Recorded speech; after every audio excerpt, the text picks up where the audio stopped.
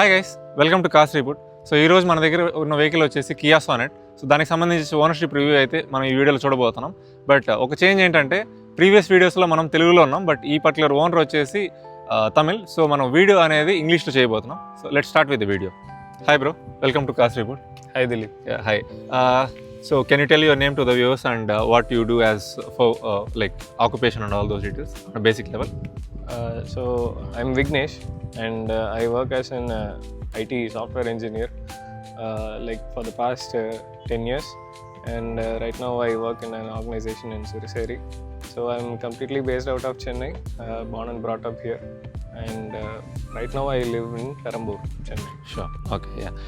Coming to the car itself, so what is the exact variant of the Sonet that you have purchased, and when did you purchase this one? So this is a Sonet HTK Plus IMT variant, and I bought this around the end of April 2022.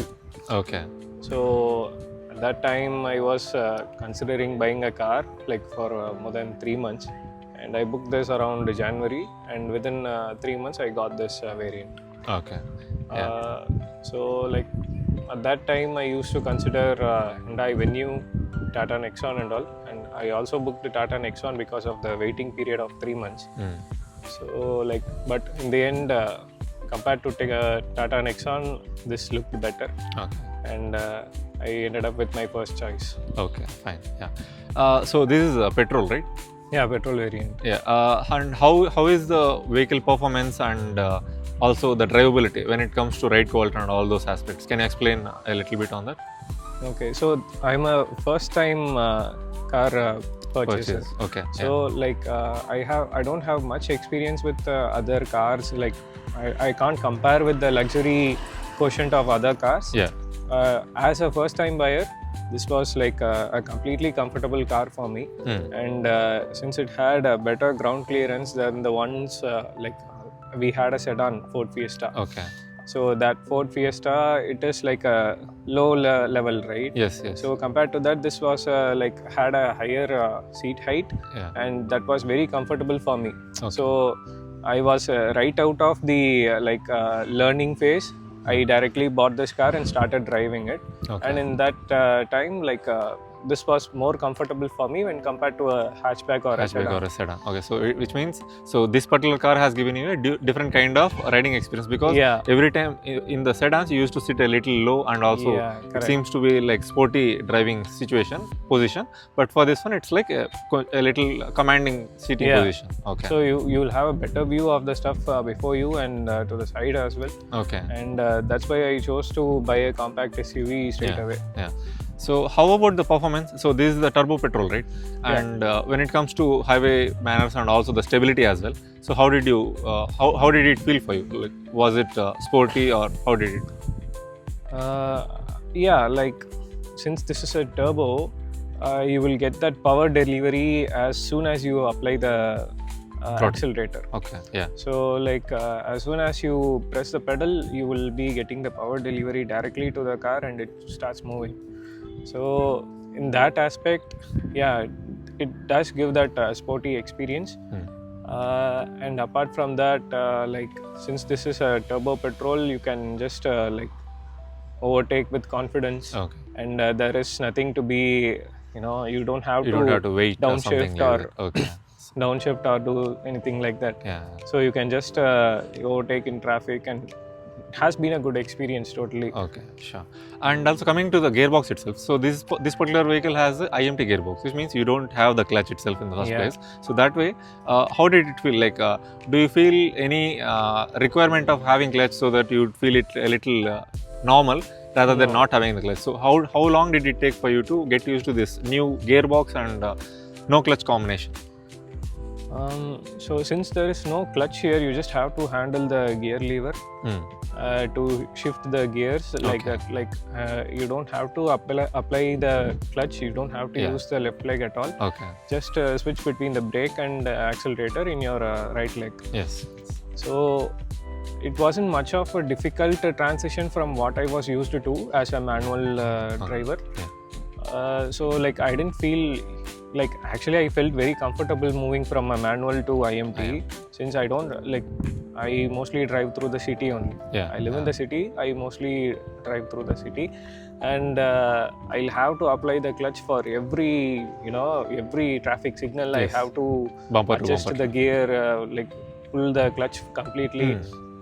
So it kind of gave me a kind of like knee pain, some Okay. random knee pains and all because of that. So after that, I don't have that problem. After moving to the IMT, I mean, Okay. so I don't have that problem at all, and yeah, physically also it helps you, I guess. Sure. Can you tell about the on-road price of this particular vehicle when you bought in 2022? On-road price.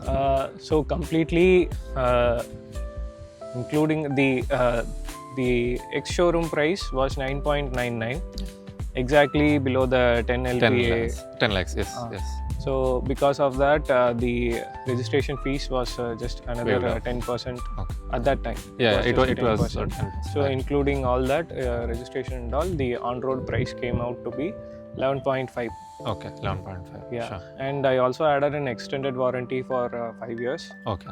There will be the company provided warranty is for 2 years, and you will have to add a extended warranty for which is 3 more available years. for 3 years. Okay.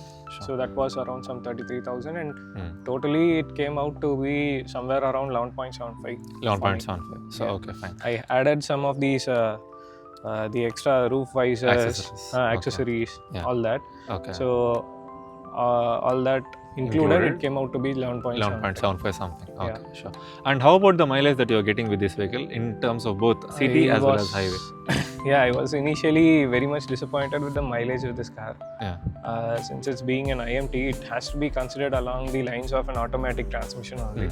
So it cannot be compared with the manual. Okay. So initially, in the first few months, I was getting just less than 8 of mileage within the city. Within the city, yes. So I had to adapt to the car's mileage actually. So what I did was, previously as a regular manual driver, we used to shift the gear at 2000 RPM. Okay. That is the actual way to maintain a good mileage, even in a manual like that. So I had to, reduce the shift the RPM, and I had to come back to 1500 RPM to do the shifts. Okay. So when I started shifting the gear at 1500 RPM, the mileage actually increased by 2 kilometers for me within the city itself, and then it reached 10. Okay. So yeah, so city mileage city mileage 10. It is around 10 for me, and when you get it to the highways, maximum I have got 14, but it is when I drive alone. Okay.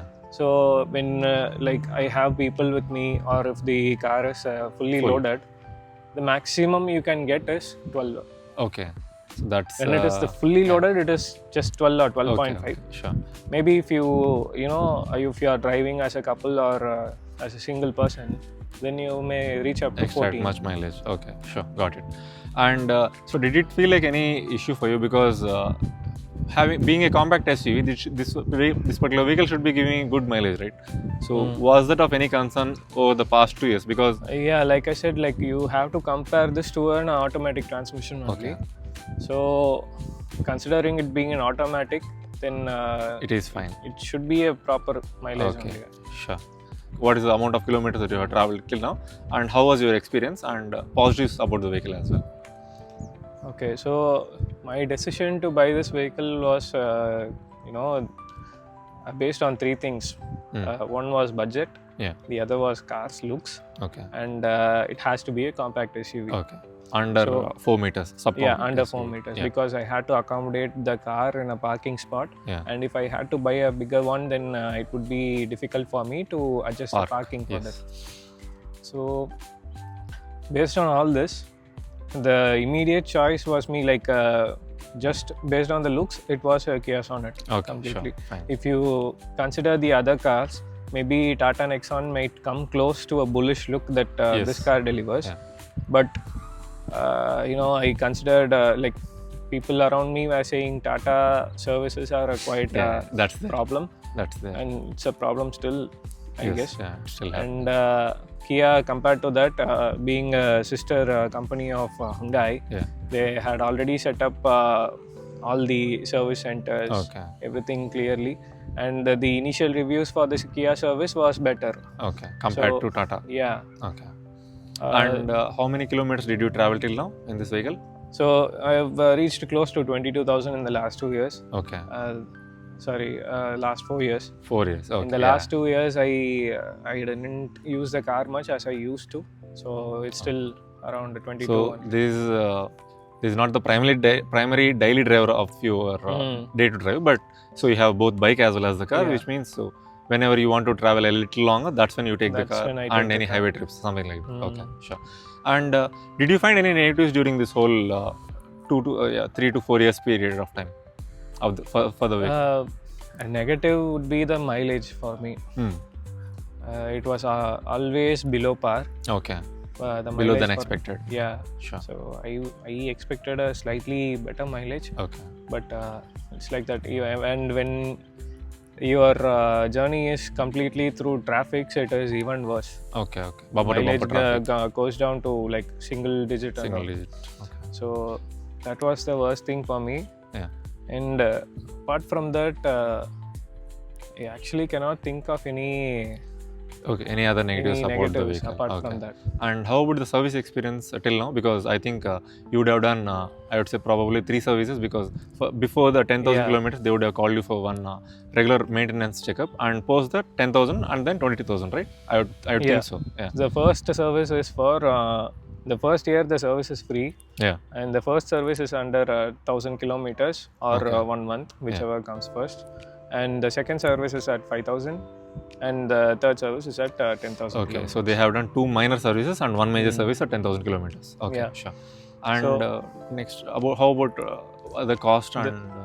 The cost usually, just for the service, it comes around 4K for me. Okay, 4,000. That's it. Fine. If there are any other parts that need to be changed or any other extra, additions that you want to add to the car, then the cost might differ based on the MRP of those parts. Okay. So which means the service cost was minimal. Service is around 4,000. 4,000. 3 to 4,000. So I mean, even for the major service also, it costed the same. Like the 10,000 kilometers and 20,000 kilometers also, it was well within the 5,000 rupee mark. It was well within the 4,000 range. 4,000 is the maximum. 4,000 is the max. And how about, did you face any issues in the overall 20,000 kilometers of your driving? I can't call that as an issue, but as time, after some 1.5 years or 2 years, I started to realize that the cabin noise in the car. Yeah. The cabin noise was, gradually increasing. Okay. So initially it was like we cannot, hear any outside traffic or the noise clearly inside the car.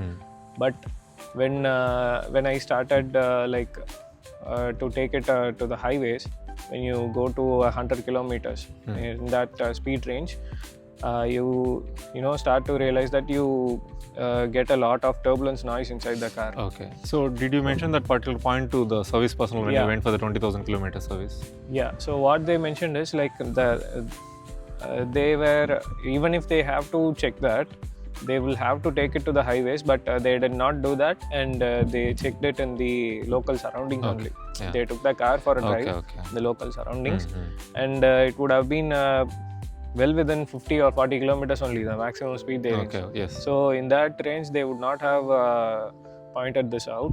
Yeah, they were not able to find out in that particular slow speed areas. So my complaint was that at higher speeds, the car is giving that turbulence noise. Yes. Okay. So they said it's okay first time. The second time when I complained the same, the other service advisor, he mentioned like, since the car is getting older and it's mostly like parked in the sun and rain, the rubber which beading, the beading which we have for the doors and all, right, doors and the empty the door parts and also the other window areas. Yes. So that rubber might be affected because of it. And that might have wilted like that. Okay, so that might due to the meltdown of the rubber, it might the turbulence and all the situations could be there. Yeah, so that because of that, the sound concealing is coming down, and because of that, could be one of the reason why you are hearing the road noise and all during that 100 kilometer per hour mark. Okay. Yeah. So that was the only issue that you have faced till. That's one. I mean, kind of an issue, not exactly an issue, but kind of an issue.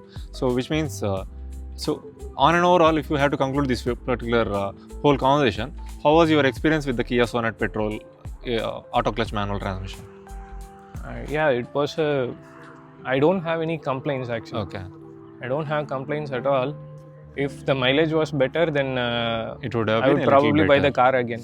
Okay, yeah, fine. So- If any, I mean, currently we have new Kia Sonet as well in the showrooms, but if you had to upgrade the same vehicle, you would have upgraded to the Kia Sonet only again if the mileage was a little better compared to what Yeah. it is giving you right now. If I was given a choice to buy any of the compact XUVs today, Sure. then I'll again buy a Kia Sonet if the mileage was better A little for the better. MT variant. Okay, sure. And let's say, would you suggest Kia Sonet to the new buyers who is coming up? Because currently we have Yeah, the definitely. because we have a new variant that has come up and it has many changes. Let's say in the outside or as well as the inside. So, would you suggest a new buyer to buy a Kia Sonet right now in this particular Yeah. iteration? Definitely. Like the Sonet that comes today is, to my knowledge, it has like more features Many now features, compared yes. to the top variant of this previous installment previous of this generation. vehicle. Yeah. So yeah, definitely should go for the Kia Sonet if they are looking in the compact SUV Okay. range. Okay, sure. Fine. Thanks, Vignesh. I think that sums up the whole experience as well, and I would say it gives the customers as well a better perspective on where, like any newcomers who wants to purchase Kia Sonet, they'll have a good experience as well, like how the vehicle has been and also. Thanks for coming to this channel and Okay, thanks for your video. Most Thank you. welcome. So చూసారు కదండి, so ఇది Kia సానెట్కి సంబంధించేసి ownership review. And ఈ particular owner అయితే completely సాటిస్ఫైడ్గానే ఉన్నాడు మనం చూసినంత వరకు. Like ఒక మైలేజ్ అనేది లైట్గా కన్సర్న్ ఉంది కానీ బట్ ఓవరాల్గా ఎక్స్పీరియన్స్ అనేది చాలా బాగుందని చెప్పాడు. అండ్ ఈవెన్ సర్వీస్ ఎక్స్పీరియన్స్ కూడా బెటర్ ఉందని చెప్పారు. సో ఈ వీడియోకి సంబంధించేసి అయితే ఇదే డీటెయిల్స్. మళ్ళీ నెక్స్ట్ వీడియోలో కలుద్దాం. Thanks for watching. Subscribe to the channel.